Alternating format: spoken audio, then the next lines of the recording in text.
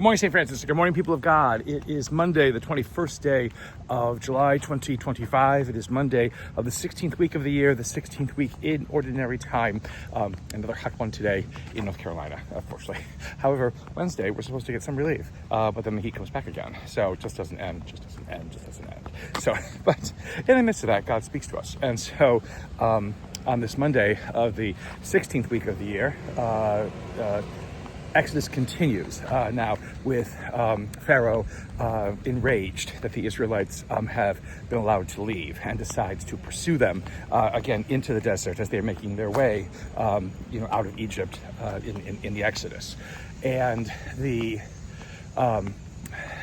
issue again with all of this is that I got to remember again where it is that the Israelites themselves begin to doubt again that God is for them because they see the Egyptian advance coming towards them through the desert, and the Israelites basically say, "Why did you lead us out, into the desert? Was it to kill us? It's like, these Egyptians are going to do that, and things are better off in Egypt than they are right now." So again, the doubt of the Israelites in believing that God is for them and that God is going to not only just rescue them, but then lead them through this difficult, terrifying situation of the Egyptian advance. And so God basically says, to Moses, "Stop crying out to me. Let's go to the Red Sea, and I'm going to do something that's going to give me glory through Pharaoh's chariots and charioteers, and that will be the splitting of the Red Sea, and we'll see what happens after that. But the idea is, again, this sense of doubt, even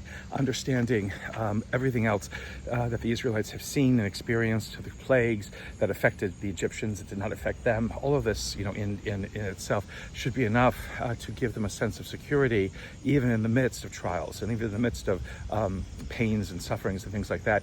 And yet it's difficult for them to believe, even though firsthand they have experienced it.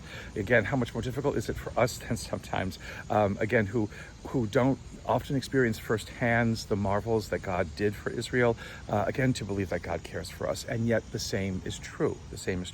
Which is why, again, in today's gospel, when the Pharisees and scribes ask for Jesus to perform some kind of sign so they'll believe in him, again, signs were always manifestations, again, of God's power, in the midst of us, in human history. And yet Jesus, being the greatest of signs, is not believed, is not seen, is not understood.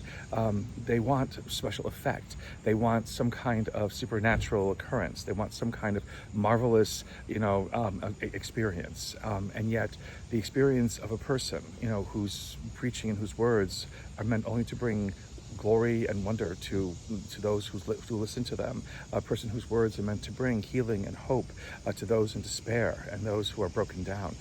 That individual they cannot see as a sign. That individual is hard to believe. And why? Because it's hard to believe our own humanity at times contains what is necessary for God to reveal God's self to us. Again, all the things that God has created in this world, again, we are the highest of signs because we are created in God's very image. We demonstrate to the world that God exists. And if they're not going to believe Jesus, they're not going to believe us unless, again, we continue to be authentic in our witness, to do what it is that Jesus asked us to do, and to live in that way that not only gives glory to God, but gives glory to us who are God's creation. A blessed day, St. Francis and people of God. May the Lord give you his peace.